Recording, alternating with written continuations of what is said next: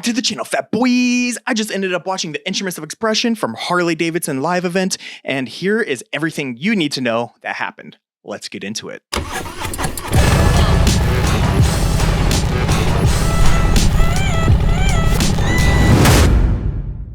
So, welcome to the channel. I'm Fat Boy Bob. If you're new here, we do everything motorcycle related here on the channel, and here is going to be everything that happened during the Instruments of Expression. And we're also going to be talking about this bike in comparison to the Indian motorcycles and seeing how they compare there. And we're also going to be going over all of the specs that Harley Davidson did not go over in their live event. So if you want to, feel free to look down below at the chapters and skip ahead whenever you want to look at those. So this entire event, the Instrument of Expression, was about the new release of their brand new Sportster, and they ended up calling it the Nightster. And that sounded really familiar to me, and it might sound really familiar to a lot of you that started riding pre-2007, because that name is originally from an old Sportster coming from 2007, the Nightster, which is just an old Evo engine Sportster that was completely blacked out. And so now this new Nightster is on the Revolution platform, and it is coming at 975 cc's, a brand new displacement for that Revolution engine. And I want to give a direct quote that they said during their event, and that is, "This bike has nothing that doesn't need to be there, making it a very minimalistic motorcycle." End quote. Found that very interesting. So that tells you that there's going to be no BS on this bike, and it is going to be as straightforward as it comes. This is a 481 pound wet and ready to ride motorcycle, making about 80 pounds less than the old Sportsters. Now the fuel tank is now actually located underneath the seat. And so where the old fuel tank was, it is now actually the air box, helping give it the same size as the old Sportsters while increasing the fuel capacity. And it also helps lower the center of gravity on this motorcycle, making it that much better handling.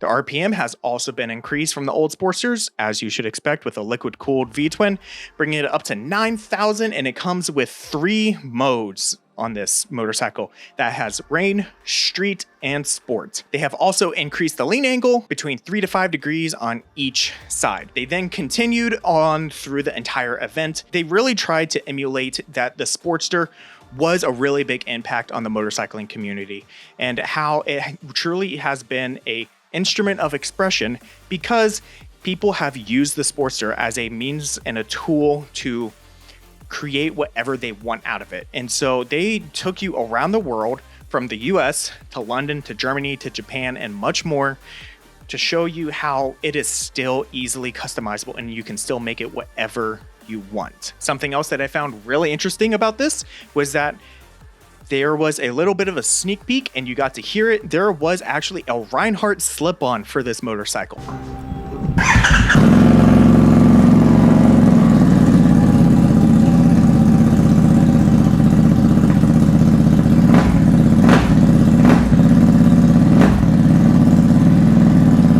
So if you're interested in this motorcycle, that exhaust is, maybe if it's not already out, it's going to be out very shortly. So keep an eye out for that, because that sounded absolutely amazing on that bike. And with that being said, because there is already the Reinhardt slip-on, that gives me the impression that Harley has already sent out all of the specs and details on this motorcycle to a lot of third parties. So when you're looking at buying this, they're pretty much already going to be having those third-party options already available for you, because they know that people are going to want to customize the hell out of this bike. So keep an eye out for those, and you're going to have those options available to you. And I love seeing all the things that people were able to do with this motorcycle on this event. And cinematography, just as a side note, absolutely amazing. Harley Davidson, the company you're using, absolutely killing it. You guys are killing it in the cinematography and cinematographic production of all the videos you guys are doing. So now here are all of the specs that Harley Davidson didn't go over inside of their video. Here's everything you need to know about the motorcycle before you buy it. It is a 27.1 inch seat height. It has 70 foot-pounds of torque at 5,000 RPM. It has 90 horsepower at 7,500 RPM. It has a lean angle of 32 degrees on both sides. The front forks are 41 millimeter, show a dual bend valve, conventional forks with aluminum fork triple clamps. The rear suspension is a dual outboard direct acting, no linkage, emulsion technology, shock absorbers with coil springs and a thread coil for preload adjustment, and it has a single rotor 4-piston caliper brake in the front. It also comes with LED lighting all the way across the motorcycle. It has a 4-inch analog display, and it also has a little bit of an LCD element included in that, like the Fat Bob and also the brand new Lowrider S. And on this bike, it also comes with some rider aids, including ABS, TCS, and DSCS, which is drag torque slip control system, which is brand new. I haven't heard of this yet. At least it's brand new for Harley Davidson. And so I'm excited to see how this is going to come out. And so for the price of this motorcycle, can anyone take a guess? Write it down in the comment section below. And drum roll, please.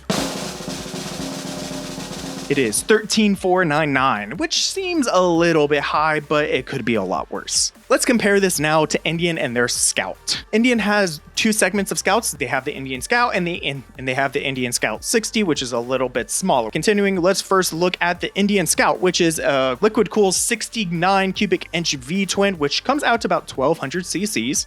That makes about 100 horsepower, 6-speed transmission, and 3.3 fuel gallons capacity, which is a little bit more powerful, but is also a little bit more higher displacement. So maybe something you would expect out of this, which isn't that bad. Now let's look at the Scout 60. That is a 60 cubic inch motorcycle, and that comes in at 983 cubic centimeters. So that makes it a little bit closer. But Harley's actually making more power at 90 horsepower, while the Indian is only making 78 horsepower at a 5-speed and 3.3 gallon. So now let's look at the prices. How are the prices comparing? Well, Harley Davidson's overpriced, and I'm just going to say that they're a little bit more overpriced than the Indian is. The Indian, for the more powerful one, for the Scout, is starting at 11.5 and then going up to 12.5. So you're looking at paying between $1,000 and $2,000 more than the Indian. Take that as you will. Maybe you're willing to pay that. Maybe you're not. That's up to you. So then now let's go down to the Scout 60. You're looking at, but starting at 9.5 and going up to 10.5, depending on which trim you're wanting. So again, you're then looking at paying between $3,000 and $4,000 more. So again, that's all up to you. These things are as you see fit and what is worth it to you. I personally see it as in the right. I see it as a good price point, especially today, how things are inflating dramatically and very quickly. So I feel like that is a very strong price point for this motorcycle. And so with all of these facts about the motorcycle, I didn't talk anything about the styling, and I don't want to. Styling is very opinionated and it's going to be kind of all over the place.